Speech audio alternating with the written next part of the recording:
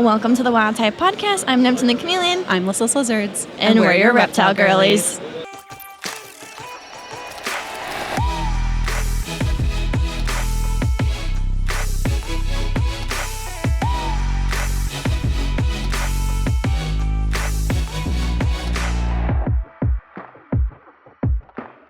All right, guys, change of scenery. We are not live, but we are at NARBC Dallas today. We're here. We are here.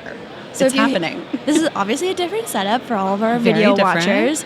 Audio, you got the ambient of a buzzin' Expo. It is morning Sunday, so it's not even crazy yet, but like Which you is can nice. feel the vibes. Oh, the vibes are here. The vibes are vibing. We have all the chitter chatter going on in the background. Everybody's starting to shop. All It's the VIP giving, people are like coming coffee in. shop vibes. It you know? is, which honestly I love. I love a good coffee shop. Yeah. So this is definitely coffee shop vibes. Okay, so we're going to do a quick Dallas update. Yes. So yesterday we had Saturday. Yeah. We are vending. That's obviously a completely different experience than attending a show. We just did Tinley. Now we're doing Dallas. Mm-hmm. Then we're doing the epic virtual show. Yes. And then we're going to hibernate. Yes. Well, yeah. We are going to be crashing hard. Expo season is crazy, y'all. So we are very ready to crash after this week. But thank you guys so much for coming out and saying hi. If you came to the Dallas show, we have been meeting a bunch of reptile girlies, a bunch of new reptile girlies. That has been really exciting. Like reptile girlies who like just found the pod very recently. That's been very fun. So if this is your first episode, welcome. Welcome. Join the party. Join the girlies. We are here for you, and we are so excited. It's been so fun. We love getting to come to expos and meet everybody. And I'm honestly really excited for all the reptile girlies who couldn't come to either Tinley or Dallas. Yeah. This is the vibe. Like, this is the vibe. This is our background. This is our booth. So you guys are getting a little bit of a taste of it, Sneak even peek, though, even though you're not actually You're here. like, here, but you're not here. Yeah. We want to, like, pull you in and do our best to bring you in, even if you can't make it. So thank you again. Second update. Yes. As of today, what is it, March 30th? Yes, March 30th. I'm so excited. We have one chameleon egg sweating. And when we're back in studio, I say in studio. In my guest room. When we're back in studio, we will do a debrief, and hopefully, I'm like, the next episode we record, like, there should be a baby. There should be at least one baby, right? Like, at least one. Come on. So, if you didn't know, you have the incubation. Mm-hmm. Okay, eggs are laid, incubate. Then, when it gets close to hatching, it starts sweating. Mm-hmm. Then it will shrink. Mm-hmm. Then it'll pip. Wait, I didn't know the shrinking. Mm-hmm. Oh, I didn't know that fun fact. It'll shrink, like it'll concave a little bit. Yes, because all the moisture is kind of like being expelled out, right? And so it's getting ready. So it'll pip, which is when it cuts the little slit and pokes its head out, and then it'll come out. So we're at this sweating stage. As of this morning, no shrinkage or serious shrinkage. It is getting smaller and smaller, but it hasn't like concaved and it hasn't pipped. And it's just one egg, right? Just one egg. Just one egg. So we obviously have 44 more to go. So anyways, we will give you an update that's just like hot off the press, so I feel like we need to talk about it. Also, everybody's been asking you. It's been so fun to see. Like, people have been coming to the expo and being like, what's the egg update? I'm like, there's no update. I'm so sorry. No update. It's really unfortunate, but we're waiting. Okay, so jumping into the main segment, and this honestly, guys, will probably be a shorter episode. Yeah. Just because we literally have people walking by right now. Right.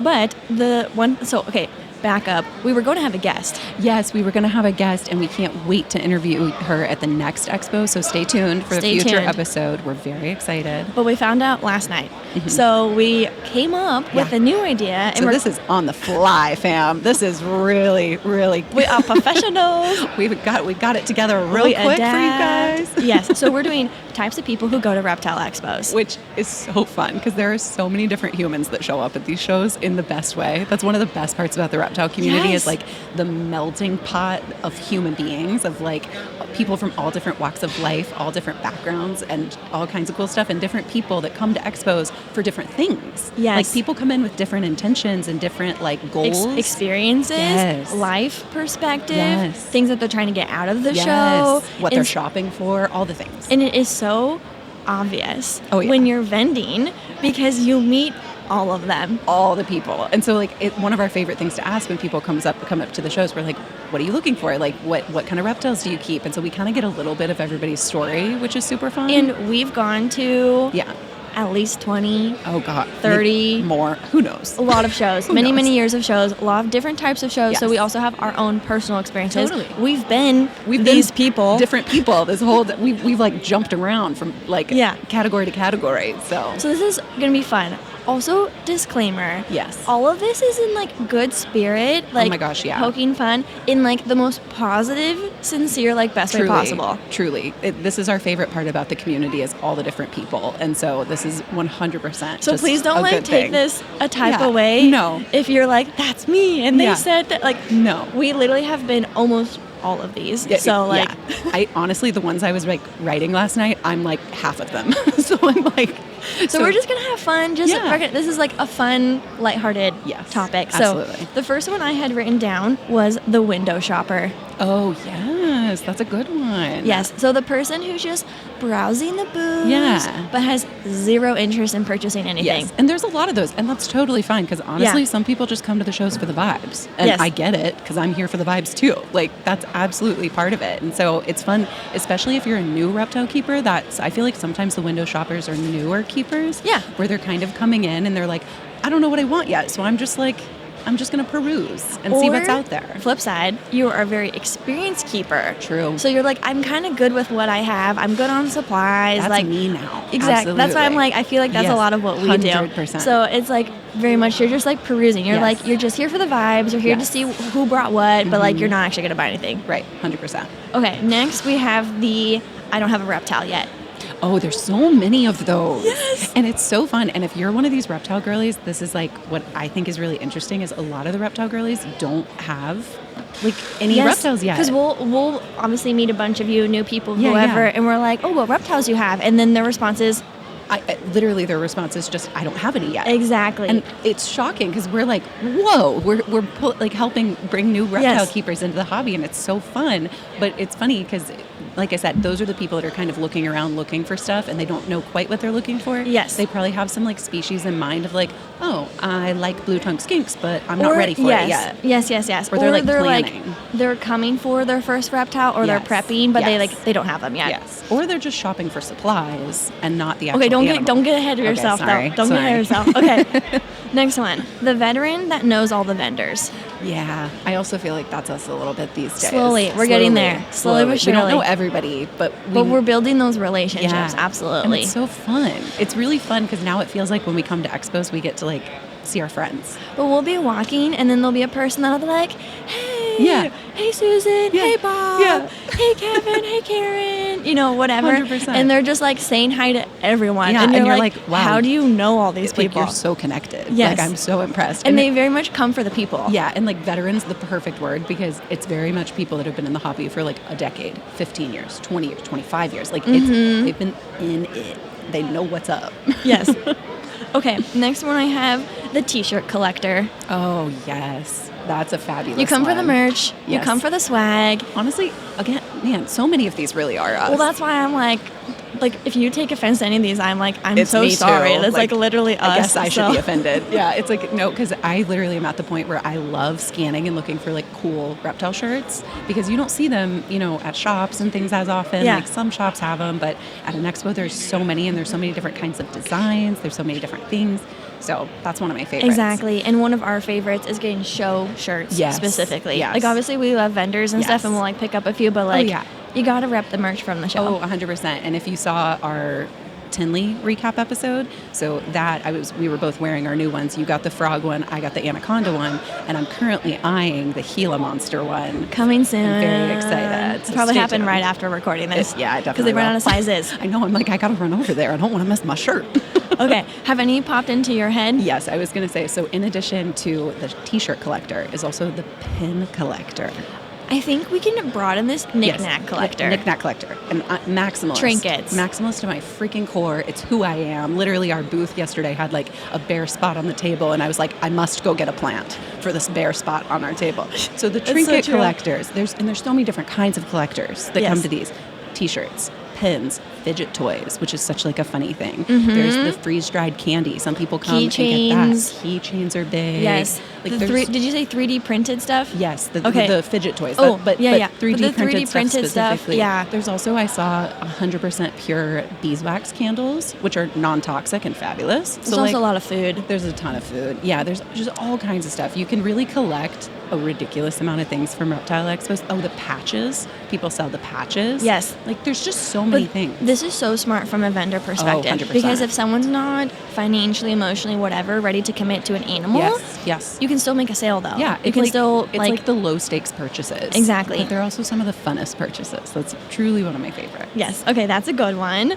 Okay, next I have the shopping list person. Yes. Those are the people, and you can tell me if I'm wrong, but this is what I have in my head for this.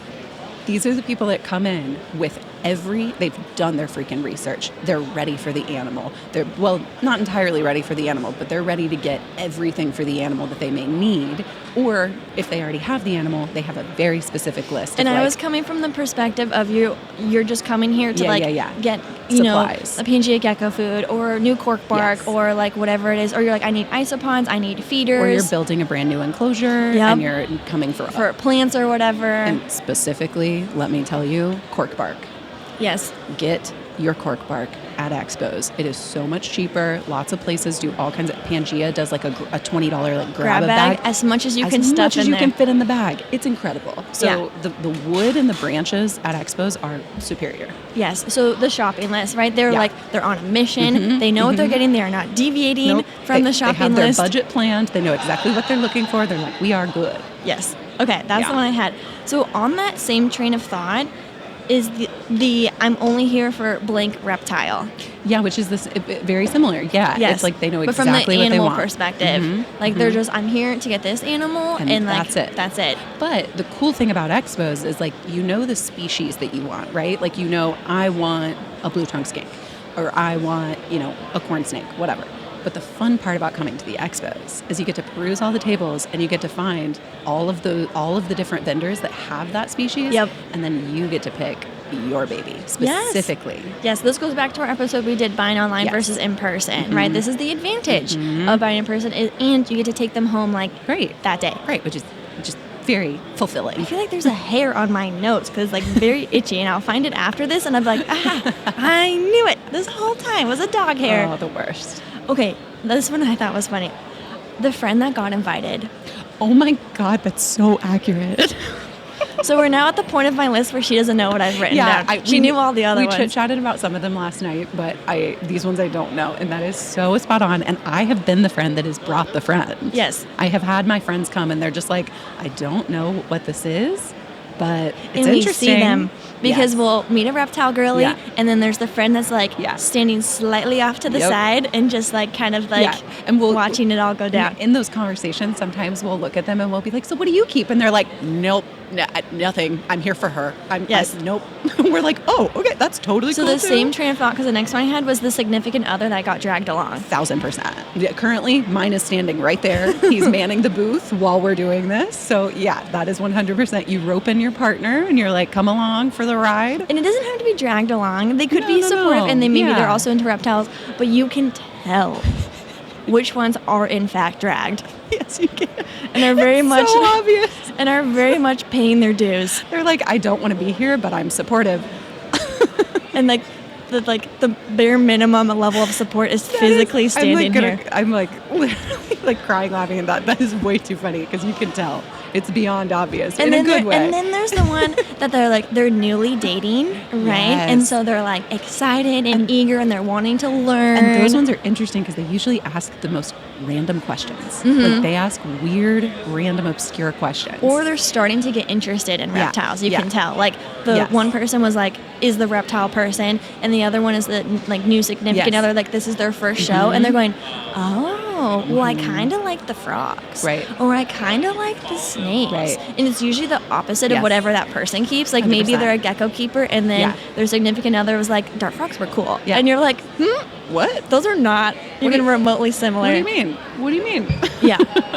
Hey, reptile girlies. By now you've heard us talk all about Scratches, the social app that helps exotic pet owners like us find their people. You can add photos of you and all your scaly babies, set your filter to reptiles, and start scrolling through your local pet parents who get it. Think of scratches as your way of avoiding the ever-looming "so do you have any pets?" question. Whether you're looking for friendship, romance, or someone who can pet sit your critters, your community is just a new match away. Download Scratches today and start connecting with reptile keepers in your area. Available on iOS and Android. Can we just give some love to Pangea Reptile?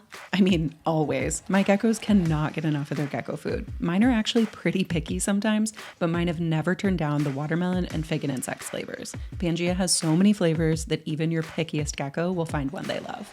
A quick shout out because it's been such a fun project to work on my chameleon kits with Pangea. We've been able to provide amazing homes for hundreds of chameleons. With everything you need bundled into one easy kit, it's your one-stop shop for all your chameleon needs. And if that's not enough, we're always shopping their cork bark and feeding ledges too. You can find everything you need at pangeareptile.com. So I have a fun one, unless you wanted to go next. No. Take it away. I have a fun one, and this is one of my favorite things about the reptile hobby is all the other like weird little obscure hobbies that are kind of blended in. Yes. And I am part of this crew too, but the Oddities crew.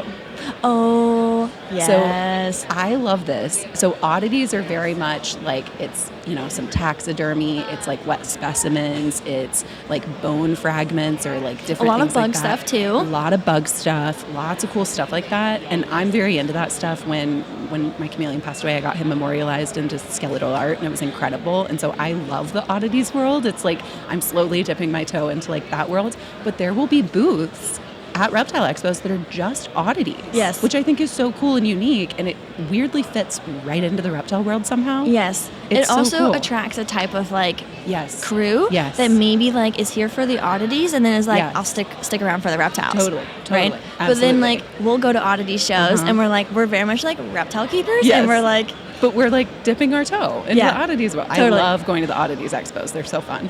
Okay. So I have the next one being the breeder that's been doing this longer than you've been alive. Oh my God.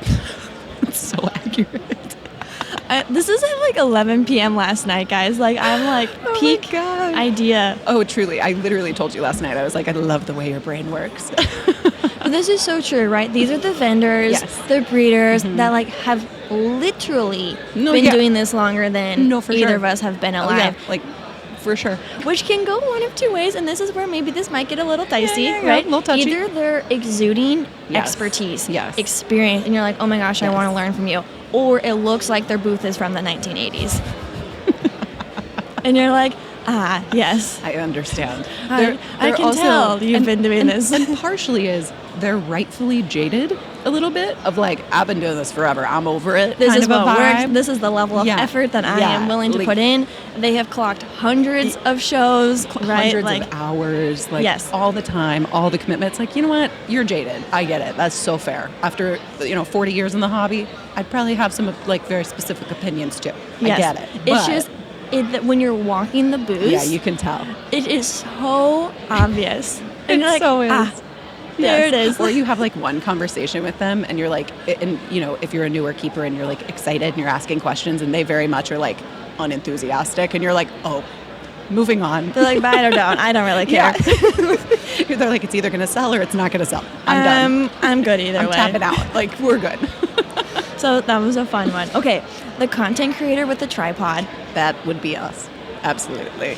This was especially obvious in Tinley. This is true of any show. And again, this is so us. Yes. But you'll be looking at something and all of a sudden this tripod is like in your face. Or like a selfie stick or in front of you. Yeah. Or they're walking by and you're like, am I being filmed right now? You're like I don't. I'm on camera. Hold up. But again, guys, this is literally us. Oh God, yeah. So I'm the person shamelessly walking through the crowd with my selfie stick, talking to a microphone, being like, everybody just ignore me. Nobody think I'm weird, please. I'm working right now. Okay. I'm busy.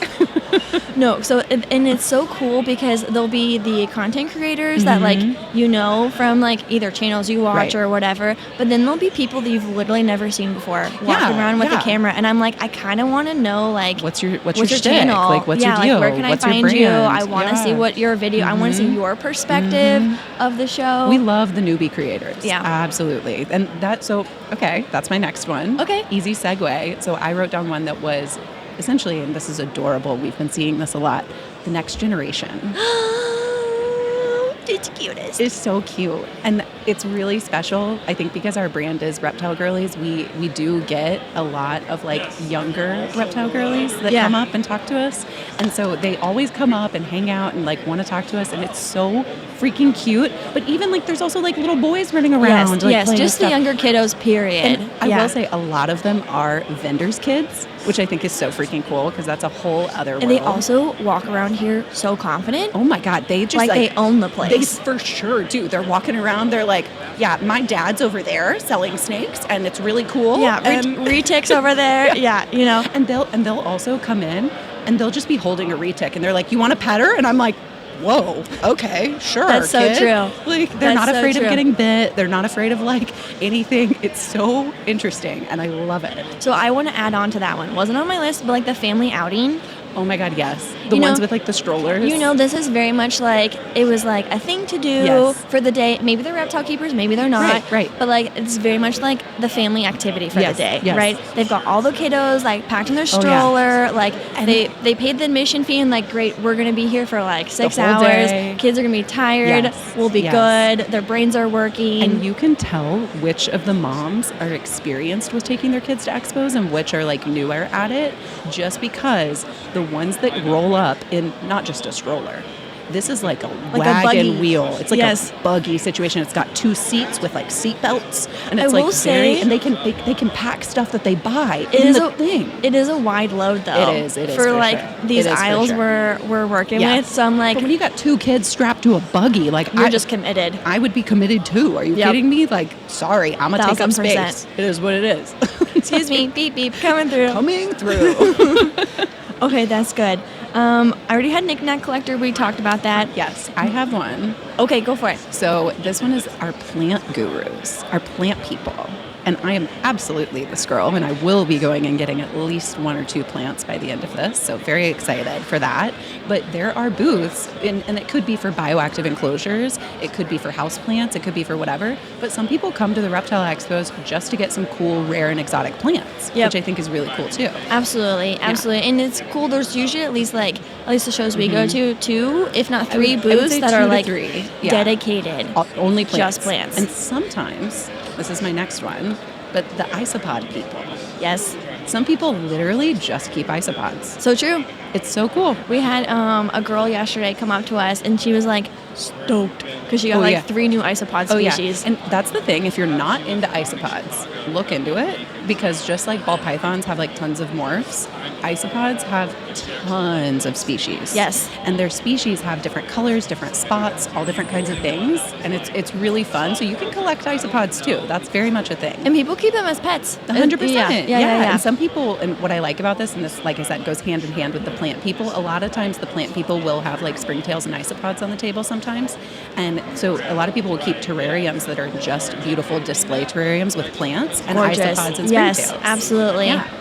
I would love that. I need to get these mealybugs figured out, which I think you're good. I think you're going to be good. I need to get over now, like babies. Yes. And then focus on the babies. Then we'll go into the plants. Yeah. Did you have more off the top of your head? I think that was the last one that I had. Okay. So I have the impulse buyer. Oh, God. Yeah, we saw several of those yesterday, for sure. So we've talked about this multiple times. Obviously, there's not a whole lot you can do in that moment. Obviously, we try and share our experiences, give tips and tricks for how best to prepare. Yeah. But sometimes the impulse peeps are just going to impulse. Yes. They're just going to do it. There's not a lot you can do to prevent it, unfortunately. The best we do is educate as much as we can. After the fact, right? Yeah. Also, you bought it, so let's teach you now. Right, exactly. Yeah. So, and that helps. Literally yesterday, I saw a TikTok of somebody that was like, we just got a ball python, and all the comments were like, hey, that red light's not going to work out. They immediately changed it. So it's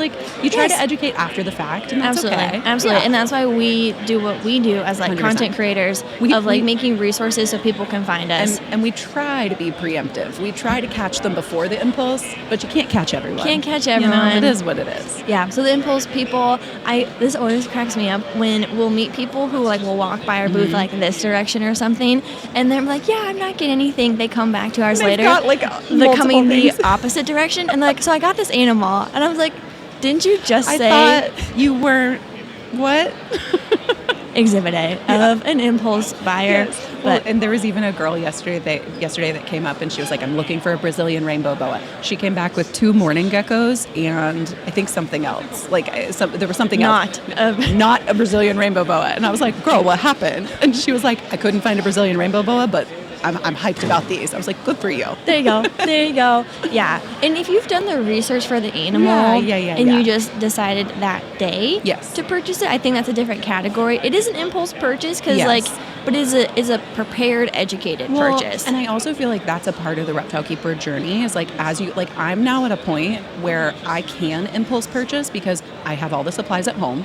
If I don't, I can buy them quickly. I know what I need. I've already done like half the research. I need to do a little bit more, but I'm pretty much there. Like once you get to the point where you've experienced a lot of different species and a lot of different things, you kind of have like a lot of that knowledge already in stock and a lot of the supplies. Very different than an impulse purchase where you literally don't know the species. Right. You don't know the care. You don't have any of the supplies. Now, the beauty of being at an expo is you can get like pretty far into it. Like you could leave here with the correct supplies, but you're at the disadvantage in that you don't know what those are. So you have to quickly learn, and fingers crossed that your breeder is like coaching you through that. Yes, and and breeders will coach you through it, but whether or not it's the right information, TBD. You will find out soon enough. Real quick. Okay, the cork bark baggers. Oh, yeah, 100%. We got ahead of ourselves a little bit earlier. I just wanted to call it out because I thought cork bark baggers was funny. Yes. But it's like, because these are like pretty decent sized bags, and then some people get like 4 of them. No, it's crazy. And they're like working their way through these shows with these big old bags of cork bark. And I've been the person that is walking out with two or three giant pieces of cork bark, not just the bags, but like under my arms, I've got like a ton that I'm just carrying around the expo. So that's very much a thing too. Okay, the last one I had was the freebie finder. Oh, yeah. Any freebies, right? Anything you can get for free. So like there's a lot of booths that will like give away free bugs, free stickers, even free shirts, free pins, like free candy, and you're just grabbing. You just want all the freebies. You know what? I don't blame them because there's a lot of cool stuff you can get for free here. So that was the last one I had. Was there any other ones you had? That was on mine. So. Okay, there's definitely more. There's so many more. Please tell us in the comments. Like if there are different categories of like shoppers or people or whatever that come to the shows, please let us know because this is just like our last night brainstorm. What we can think about in like 20 minutes. Yeah, for sure. So let us know what you think because there's definitely a million different other categories we could go over. But I hope this one, maybe you see yourself in one of these, couple of these, a few of these of like that's that's been you. So then to round us out, because we have a couple minutes. Okay, cool. This is one of my. When I'm in like a group setting and it's like kind of like needs an icebreaker. Stuff's getting awkward. This is my go-to super obscure random question. If you could drink anything with no nutritional deficits for the rest of your life, and this is the only thing you can drink, what would it be? Oh God, I know without a shadow of a doubt, and it is to my core. It is a cranberry Dr. Pepper. Cranberry, which is insane, and you can only get it at places that like customize your drinks. Like where I learned this, bougie soda, absolutely. So where I learned this was my first job at 15 years old was being a car hop at Sonic Drive-In, and very proud of that. I love my restaurant industry experience. It shaped who I am, but. We would stand around and like make all these drinks, and cranberry Dr. Pepper has been my sweet little treat of like a drink since I was like 15. And to this day, it's my favorite thing. I will need to try one. I'm not a big cranberry. I'm more of a cherry person, especially when it comes to like soda flavorings. But I can't appreciate a crisp Dr. Pepper. And I will say, in defense of the cherry Dr. Pepper out there, I would say my close second would be a cherry vanilla Dr. Pepper, specifically the Dublin Dr. Pepper, which is the cane sugar Dr. Pepper. We getting fancy up here. Yeah, girl. Trust me, I can go through levels of Dr. Pepper. That is like my jam. I've got Peeps, you've got Dr. Peeps. We're good. Exactly. So this is a fun question because people, and I over the years I've had to like adapt how I ask it because I had to say with no nutritional deficits. Yeah. Because then people are like, water. Oh, lame. And I'm like, lame. You want a milkshake? And they're like, oh, well if I can. So I've learned over the years. So I've gotten some crazy answers. Do you want to take a guess at what mine would be? Ooh. It's not a milkshake, by the way. Yeah, that was literally, I was like, what decadence of like dessert level are we going to here? honestly, I'm not going to guess just because my guess would be a milkshake. Okay. That truly was going to be my guess. I just wasn't sure because I would probably have guessed Dr. Pepper or tea for you. Yes. Mine would be skim cow milk. I literally would have never guessed that in a million freaking years. That's insane. I just wanted to see what you have thought of. That's insane. Why? I have to know why. I knew you liked milk, but I didn't know it was skim milk. Skim. That's crazy. It's what I grew up on. So I feel like your taste buds, like I'll do 2%, but like anything past 2%, I'm like, whoa. It's just like a very different that checks out taste than like skim milk. In cow's milk, I don't usually mess with like alternative milks. I will sometimes, but like not if I'm just like drinking it. If it was socially acceptable to have a glass of milk with dinner, I would do it. If it was not why isn't that socially $4, well, one, it's crazy you mean expensive. At, like, restaurants and yes, stuff? Yes. I thought you meant like in your. I was like in your home. I'm like, duh. This is so funny. I'm like, it's been a long day. I could really use a glass of milk. Literally never for me. Never. I don't even like milk. I only put milk in my coffee. That's the only thing I do. No, I buy a gallon. Wow. I'm a household of one, and I buy a gallon. Whenever I go over to like my parents' house, they're like, "Oh, she's coming over. Gotta get a gallon. Gotta stock up on the milk." My dad does that with goldfish crackers for me. Adorable. It's my favorite. Adorable. But that's my favorite. So that's always my answer, and everyone's always like, "Huh?" And I'm like, "Yeah, whatever." That's a fabulous question, and I also feel like there's usually a backstory, which is why it tells you a lot of people. So it is a fabulous icebreaker, 100%. Because that is very much like I had my backstory of like I worked at Sonic Drive-In. And my dad used to also, when he would come home from work trips, would swing by the Dublin Dr. Pepper place and like would get us like cherry vanilla Dublin Dr. Pepper. See, so Dr. Pepper is like a part of my childhood, you know? So, no, I love that so much. Yeah, and then you've got yours. It's part of your childhood. It's like there's some kind of like memory associated with it that's very sweet. Yes. So I love that. Yeah. So that's going to wrap up, I think, this episode. I think so. I think we're good. Like I said, short and sweet. Yes. But thank you guys so much. To the Expo. Yeah. Honestly, people, we can like, everybody's in our peripheral, we can like see them all. I'm starting to like pay attention and I'm like, oh, I'm like getting distracted. Yes. Yeah. So we're going to wrap it up. Thank you guys so much for tuning in, listening to the podcast. Obviously, you can follow the podcast at the Wild Type Podcast on all things social. Again, welcome to all of our new listeners. Yes. We're on Spotify, YouTube, Apple, wherever you can get your podcast. You can follow me everywhere at Neptune the Chameleon. And me everywhere at Lyssa's Lizards. And we will catch you guys back in our usual spot. Yes. Very soon. See you later, girlies.